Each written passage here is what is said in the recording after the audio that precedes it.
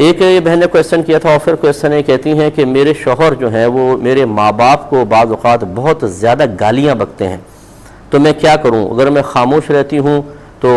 برداشت نہیں ہوتا، اور میں بولتی ہوں تو پھر گھر میں اور زیادہ جھگڑے ہوتے ہیں، تو میرے لیے کیا حکم شرع ہوگا؟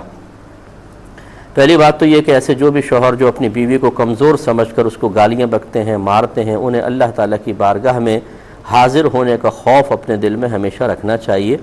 کہ آج یہ کمزور سی اگر مخلوق ہے جس کو آپ کمزور سمجھ کر اس کے پیچھے کوئی نہیں ہے، کوئی اس کے سپورٹ کرنے والا نہیں ہے، وہ آپ کو چھوڑ کر جا نہیں سکتی، آپ کی محتاج ہے، مجبور محض ہے، اس طرح کسی کی غربت سے، کسی کی کمزوری سے، کسی کی مجبوری سے ناجائز فائدہ اٹھا کر اسے ذلیل کرنا، اسے مارنا، پیٹنا، حقیر سمجھنا، یہ سب گناہ کے کام ہوتے ہیں۔ اور میدان محشر میں یہی مظلومہ جب پہنچے گی اور آپ کو سامنے کھڑا کیا جائے گا تو اس عورت کی تائید میں اللہ تبارک و تعالیٰ اور اس کے رسول ہوں گے، اور یہ شخص بے یار و مددگار ہوگا۔ اس لیے اس کو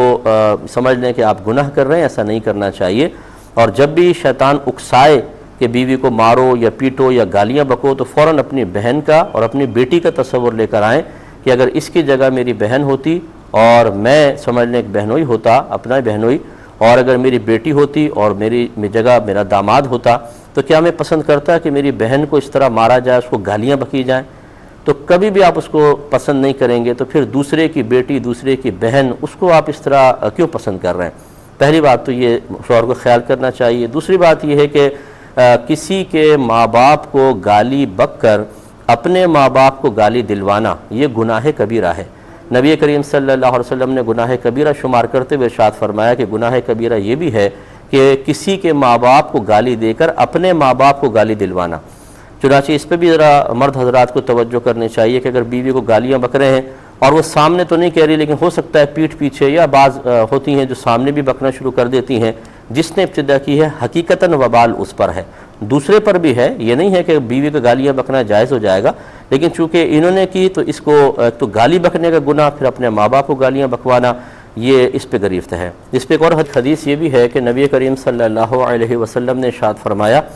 کہ کوئی بھی اپنے ماں باپ کو گالیاں نہ بکے۔ تو صحابہ کرام علیہم الرضوان چونکہ نفوس قدسیہ تھے، پاکیزہ لوگ تھے، وہ حیران ہوئے، عرض کیا یا رسول اللہ صلی اللہ علیہ وسلم اپنے ماں باپ کو گالی کون بکے گا؟ تو سرکار نے ارشاد فرمایا کہ اگر کوئی کسی دوسرے کے ماں باپ کو گالی بکے اور وہ جواب میں اس کے ماں باپ کو گالی بکے، تو یہ ایسے ہی ہے جیسے اس نے اپنے ماں باپ کو گالی بکی ہے۔ تو لہٰذا یہ گناہ کبیرہ ہے کہ کسی کے ماں باپ کو گالی دے کر اپنے ماں باپ کو گالی دلوانا بالکل غلط ہے۔ لیکن آخر میں اتنا میں ضرور کہوں گا کہ بعض بہنوں کو بھی توجہ کرنی چاہیے، یہ بعض اوقات اپنی چھوٹی چھوٹی حرکتوں کو تو شمار ہی نہیں کرتی ہیں۔ شوہر کہتا ہے کہ بھی گندگی نہیں ہونی چاہیے، گندگی ہوگی۔ شوہر کہتا ہے یہ کام نہیں کرنا ہے، ضرور وہ کام کریں گی۔ شوہر کہتا ہے یہ کام وقت پہ کر دینا، ہمیشہ ڈیلے ہوگا۔ شوہر کہتا ہے کہ کھانا اس وقت مجھے چاہیے، وہ اپنے کو باتوں میں لگی رہیں گی۔ اور پھر جب شوہر غصے کا اظہار کرے تو کہتی ہیں کہ تم نے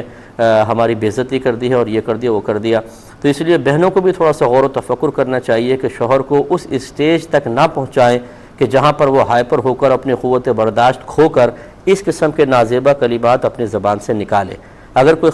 خاتون اپنی مسلسل اس طرح کی حرکات سے شوہر کو اس حد تک لے آتی ہیں کہ وہ گالی بکے یا مارے، تو شوہر تو گناہگار ہو گئی ہوگا، یہ بہن بھی اس جرم میں برابر کی شریک ہوں گی۔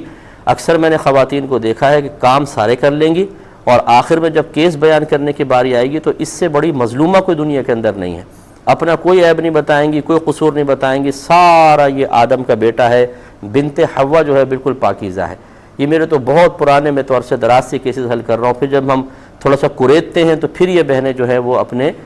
وہ پاکیزہ کارنامے بھی ذکر کرتی ہیں جس کی وجہ سے شوہر مکروہ کام پر مجبور ہوا تھا۔ تو اس لیے